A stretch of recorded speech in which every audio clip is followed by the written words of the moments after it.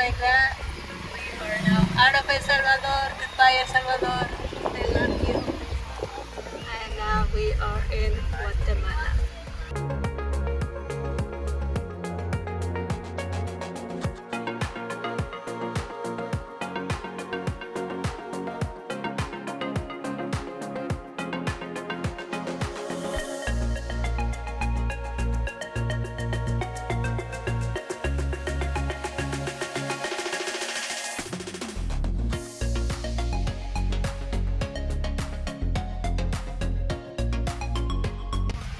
I love mercados.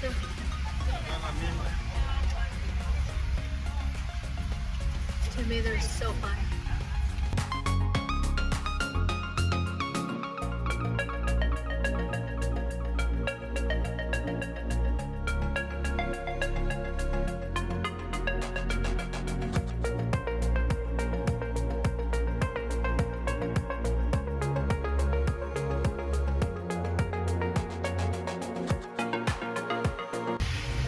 Por eso you see all the Salvadoreños with their little bags going across.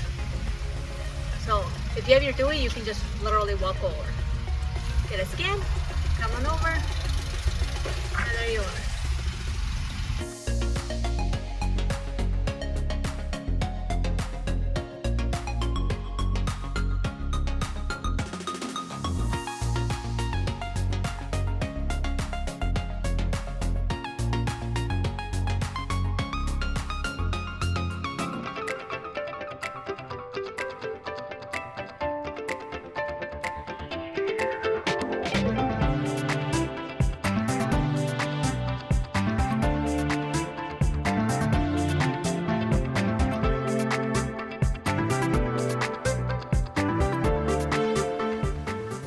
All right, so now we are going to reinstate our tip or our permit for the car and get stamped into Guatemala. And you do everything just right here.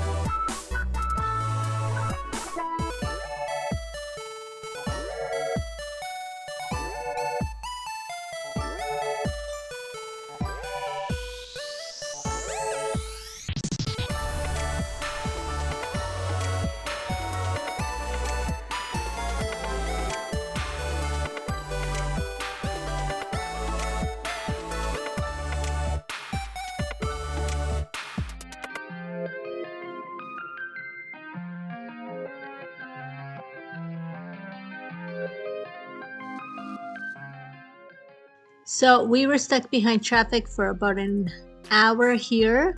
Lots of accidents do happen in Guate, so just traffic caution, patience, and a lot of traffic jams. So again, patience is the key.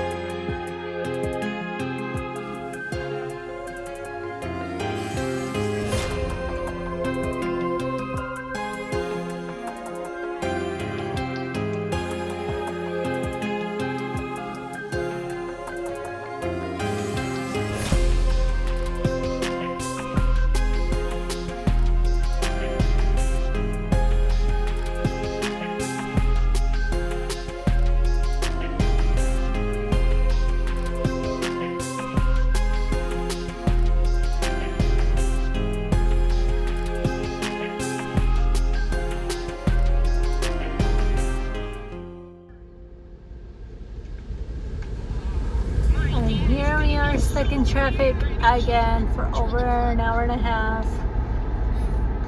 Not sure what's going on, but always travel with lots of time just in case.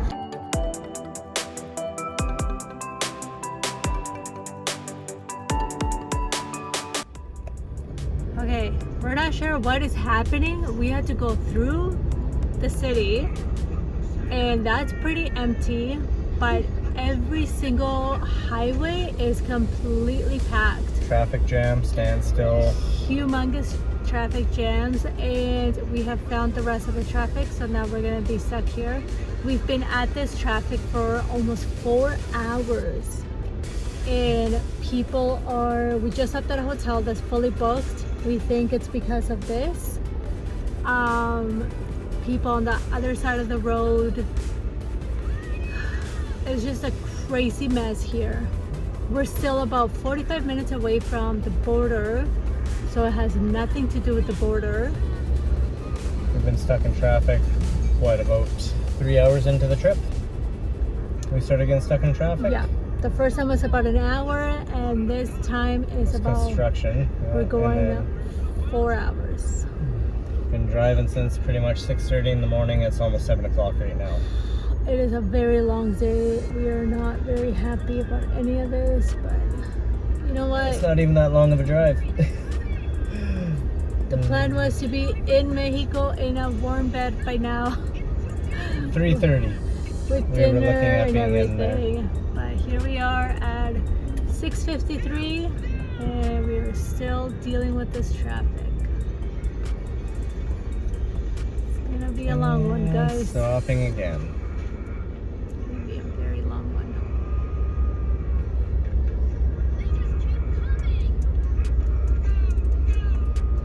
When this kind of traffic happens, so please be really careful.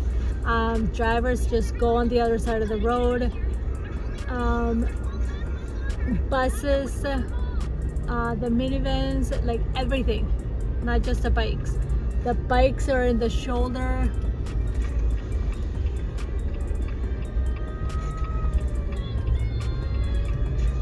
I guess he doesn't want to buy. Okay.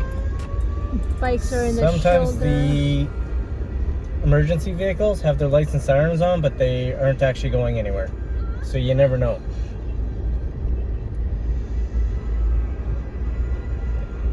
They usually drive with their lights on, but sometimes even with their sirens on when they aren't going somewhere. They're just making themselves seen and heard. Mm-hmm. So you don't always know when to pull over and get out of the way. Exactly. And then, so as I was saying, motorbikes go on the shoulders and so do vehicles. So be prepared for that. We had a lot of cars that just all of a sudden started passing us on the shoulder, and there was no room. A lot of people were trying to get out and walk around, stretch their legs a little bit, and they were not able to. So please be really careful with all that. Vehicles everywhere. Like, this traffic is just insane. But we're moving pretty fast now, a whole 30 kilometers an hour. We're flying. Knock on wood. Quickest we've gone in how many hours? 4. Longer than that, maybe? Almost 4 hours. At 3:15 is when we hit. Stand still.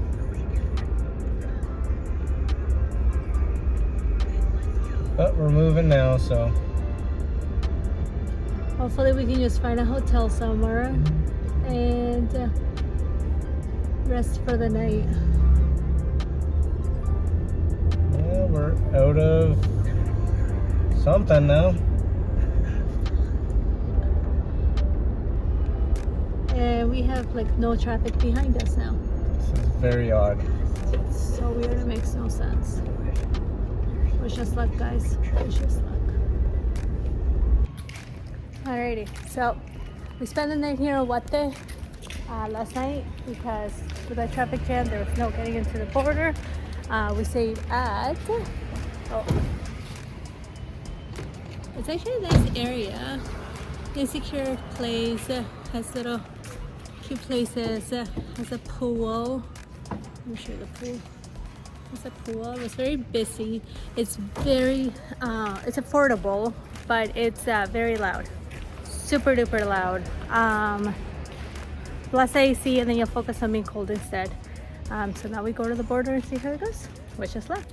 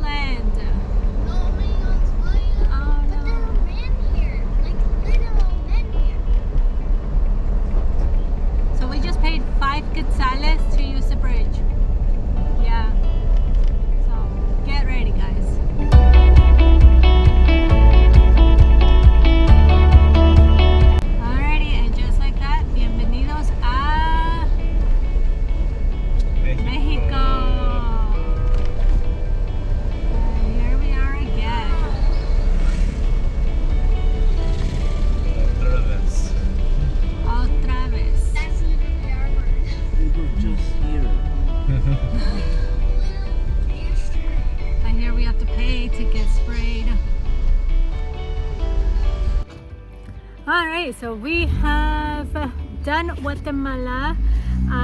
That was a really easy process to cancel, which was really nice.